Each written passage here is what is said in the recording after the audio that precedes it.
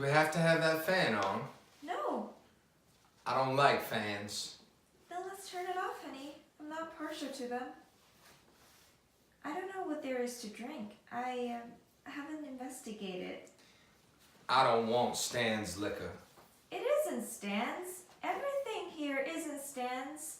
Some things on the premises are actually mine.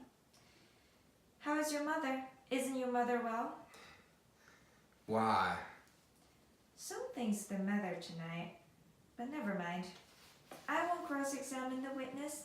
I'll just pretend I don't notice anything different about you. That music again. What music?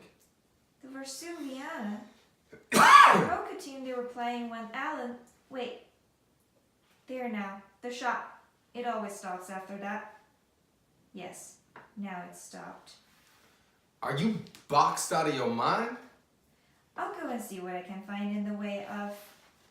Oh, by the way, excuse me for not being dressed, but I'd practically given you up. Had you forgotten your invitation to supper? I wasn't going to see you anymore. Wait a minute. I can't hear what you're saying, and you talk so little that when you do say something, I don't want to miss a single syllable of it. What am I looking around here for? Oh, yes, liquor. We've had so much excitement around here this evening that I am boxed out of my mind. Here's something. Sudden comfort. What is that, I wonder? If you don't know, then it must be Stan's. Take your foot off the bed. It has a light cover on it. Of course you boys don't notice things like that. I've done so much with this place since I've been here. I bet you have. You saw it before I came.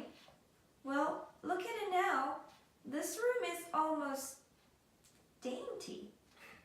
I want to keep it that way. I wonder if this stuff ought to be mixed with something. It's sweet. So sweet. It's terribly, terribly sweet. Why, it's a liqueur, I believe. Yes, that's what it is. A liqueur. I'm afraid you won't like it, but try it. Maybe you will. I told you already that I don't want none of his liquor, and I mean it. You ought to lay off his liquor. He says you've been lapping it up all summer like some wild cat. What a fantastic statement. Fantastic of him to say it. Fantastic of you to repeat it. I won't descend to the level of such cheap accusations to answer them, even. Huh. What's in your mind? I see something in your eyes. It's dark in here. I like it dark. The dark is comforting to me. I don't think I ever seen you in the light. That's a fact. Is it?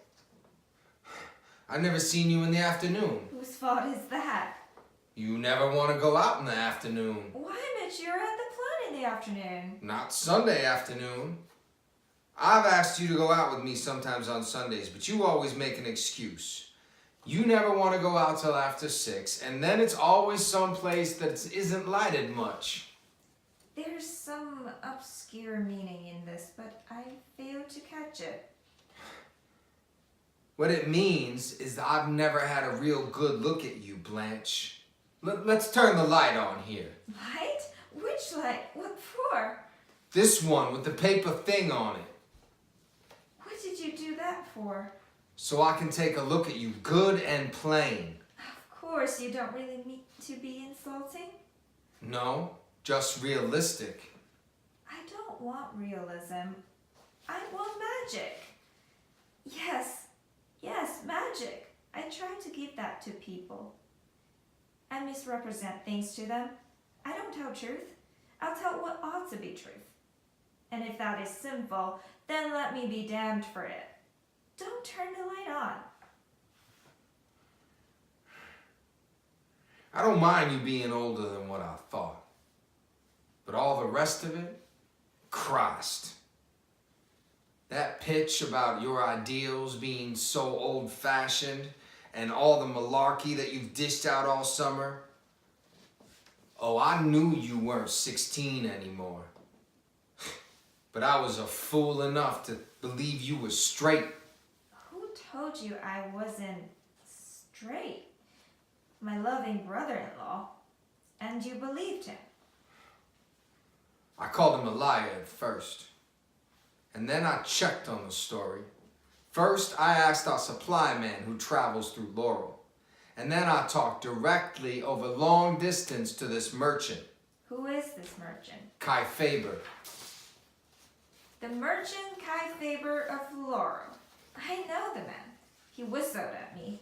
I put him in his place. So now for revenge, he makes up stories about me. 3 people, Kai Faber, Stanley, and Shaw, swore to them. Rub-a-dub-dub, 3 men in the tub, and such a filthy tub. Didn't you stay at a hotel called the Flamingo? Flamingo? No. Tarantula was the name of it. I stayed at a hotel called the Tarantula Arms. Tarantula? Yes, a big spider. That's where I brought my victims. Yes, I had many intimacies with strangers.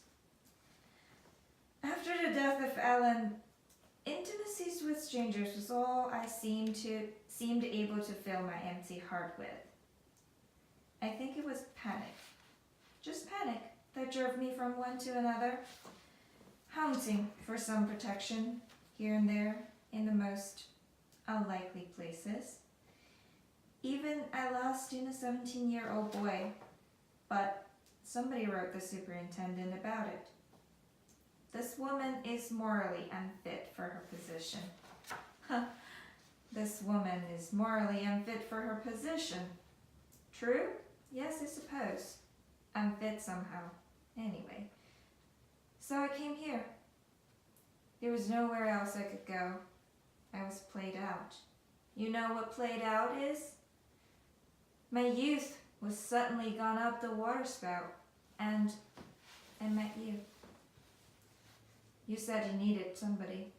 Well, I needed somebody too. I thanked God for you, because you seemed to be gentle, a cleft in the rock of the world that I could hide in. But I guess I was asking, hoping, too much. Kai Faber, Stanley, and Shaw have tied a noting can to the tail of the cat.